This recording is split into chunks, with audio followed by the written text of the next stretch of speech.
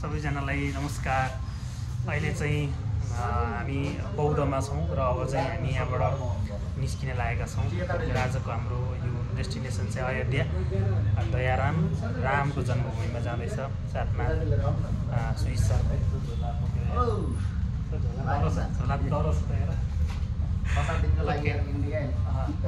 हामी यहाँबाट लाग्यौँ है त। अहिले चाहिँ हामी बस पार्कमा छौँ र यो बस पार्कको यो चाहिँ एयर बसबाट आज हामी यात्रा गर्दैछौँ। कस्तो लागिरहेछ सर? राम्रो लागिरहेको छ, आनन्द छ। नाइट बस आउँछ होइन, भर्खरै अब उडेरै जाला त होला होइन। बस चाहिँ यस्तो छ, ल यहाँ यस्तो छ।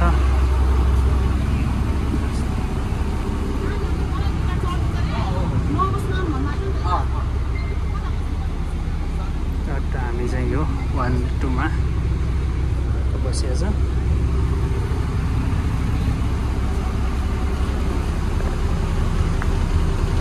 अहिले चाहिँ 8 बजिसकेको छ, 7:30 बजे भनेको आधा घन्टा डिले भइसक्यो।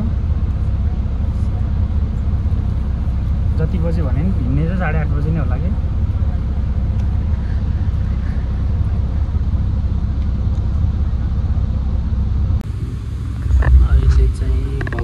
टाइम 9:39 भयो।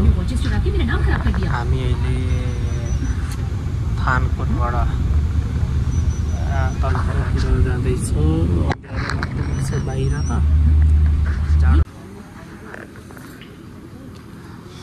अहिले चाहिँ खाना खान रोकिएको छ। टाइम 11:13 सिमले भन्ने ठाउँमा खाना खान रोकेको छु र हामीले चाहिँ खाना खाएर गुड मर्निङ। अहिले चाहिँ 7 बजेको छ बिहानको। हामी दाउनेको जङ्गलमा गएका छौँ। घाम पनि लागिरहेको छ। कोही बिहान त एकदम कुहिरो पनि लागिरहेको थियो र यहाँ चाहिँ हामी अरू बेलाभन्दा अलिकति ढिलो भयो, किनभने गाडीको समस्या, अर्को एउटा चाहिँ लफडा पनि भयो राति।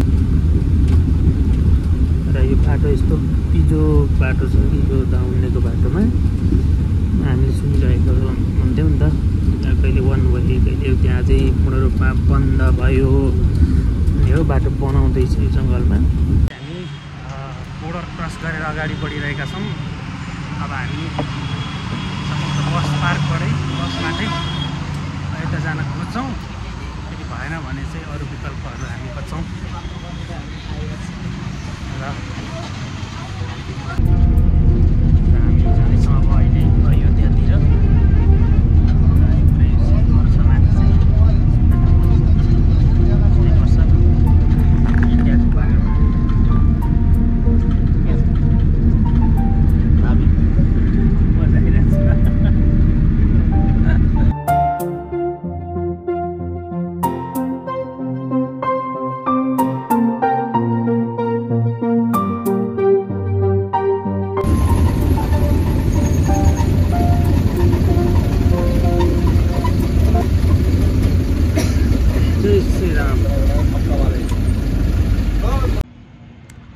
फाइनली हामी अयोध्या धाम आइपुगेका छौँ। लामो समयको यात्रा, अलिकति सन्चन होला जस्तो पनि भयो यहाँ आइपुगुन्जेलसम्ममा, किनकि 24 घन्टा झन्डै हामी ननस्टप गाडीको यात्रा पनि भयो। र यहाँ यो चाहिँ अयोध्या धाम, श्रीरामको जन्मभूमि। जय श्रीराम। यहाँ चाहिँ बाटोभरि नै श्रीराम सीताको विभिन्न खालका यस्ता आकृतिहरू तयार गरिएको रहेछ। अनि यो पनि मजाको यो लाइटहरू के हो गजबको छ। पानी खानको लागि शुद्ध पेयजल भनेर यो ठाउँ चट्टा बनाइएको छ। पारिपट्टि पनि यस्तो खालका चित्रहरू देखिन्छन्। यहाँ पनि प्रभु श्रीरामद्वारा पुष्पक विमानको कुबेर के पापस भेजना यस्तो छ यहाँ। यो के हो?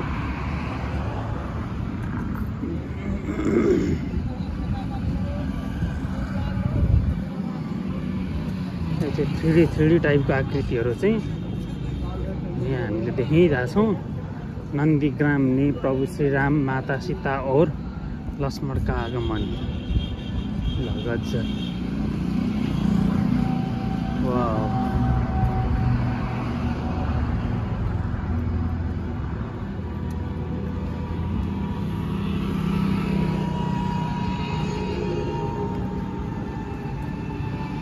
यहाँ पनि अर्को छ।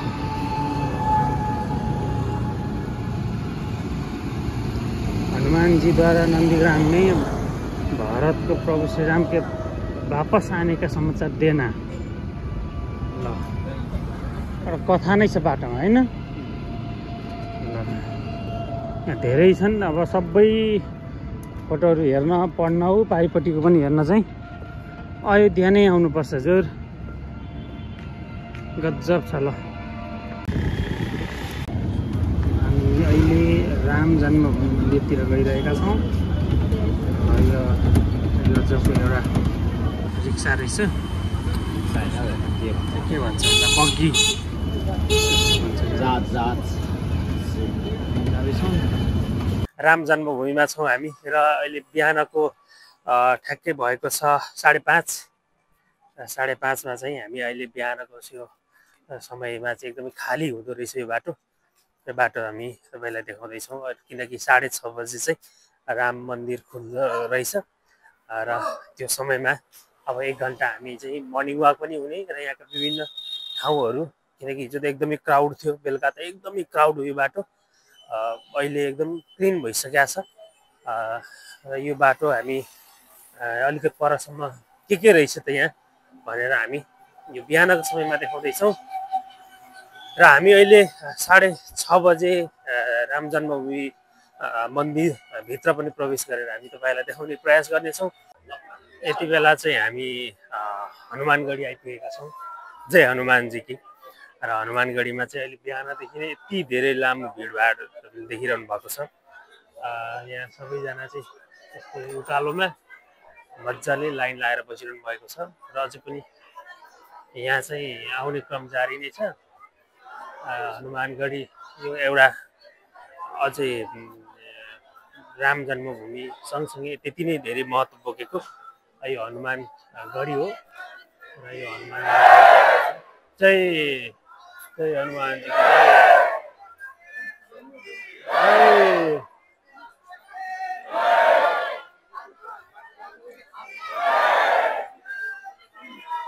जय श्री राम। र यताको माहौल पनि अलिकति देखाइहालौँ। यहाँ चाहिँ बिहानदेखि नै मजाको फुलहरू बेच्नका लागि ल्याइएको छ र यहाँ प्रसादको लागि चाहिँ पेडा ल्याइएको छ। गजबको पेडाहरू यहाँ पाउन सकिन्छ। र राति एकदम भिड भएको ठाउँमा बिहान चाहिँ चिटिक्क सफा बनाइसकेको छ।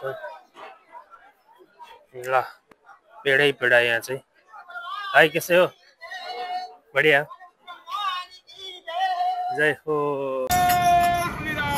जय श्री राम।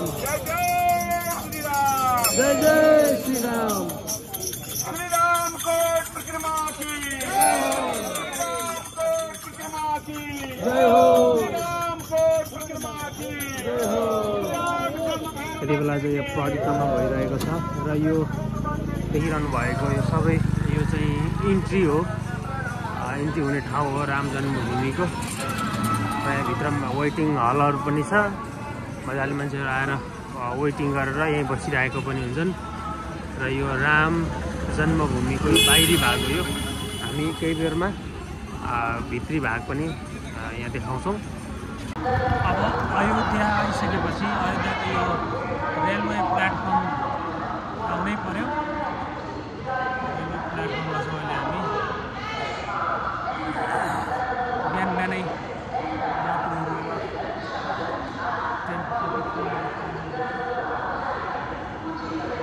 ट्रेन आउन लागेको छ। यो चाहिँ राम मन्दिरको प्रवेश त्यसको लागि तयार भएर मानिसहरू बसिरहेका छन्। मान्छेहरू आउने क्रम जारी छ।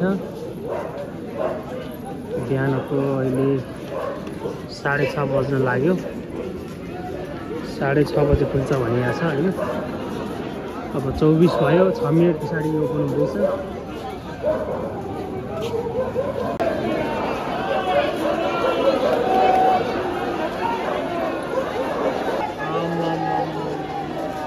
के साह्रो भिड हो यो मान्छे कहाँ यताबाट जानु होइन।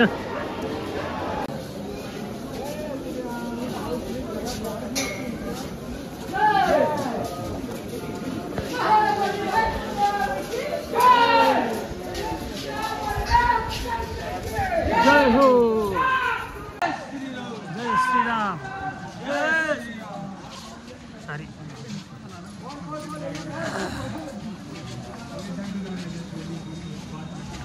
फाइनली राम जन्मभूमि मन्दिर हामी आइपुगेका छौँ। यहाँ चाहिँ यस्तो छ, यहाँभन्दा भित्र चाहिँ मोबाइल लान पनि पाइँदैन, यहीँसम्म मात्रै हो।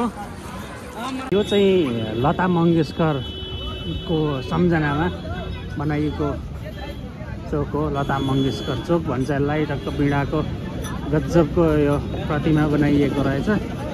यसको अगाडि फोटो खिच्नेहरूको भिड छ है। ल अब हामी पनि फोटो त खिच्नै पर्यो। आएपछि अयोध्याको अर्को एउटा आउनै पर्ने ठाउँ रामकी पेढी।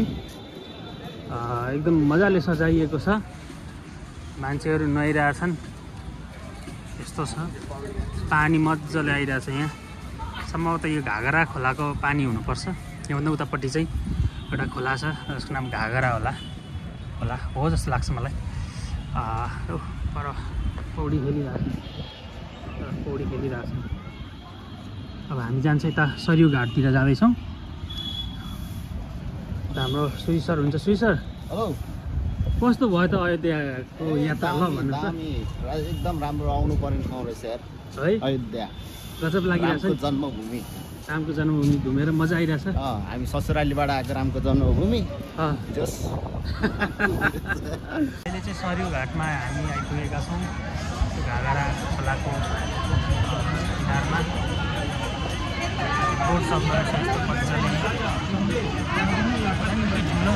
ठुलै खोला रहेछ यो पनि। यहाँ बोटहरू पनि यसरी सञ्चालन हुँदो रहेछ। ऊ पर बोट कुदिरहेछ। ल बोट कुदिरहेछ। माथि पुल छ, मान्छेहरू चाहिँ एकदमै कहाँबाट आइरहेछन्, नुहाइरहेछन्। जय श्रीराम, जसले पनि यहाँ चाहिँ जय श्रीरामको नारा लिएर हिँडिरहेछन्। तल नुहाइरहेछन् मानिसहरू।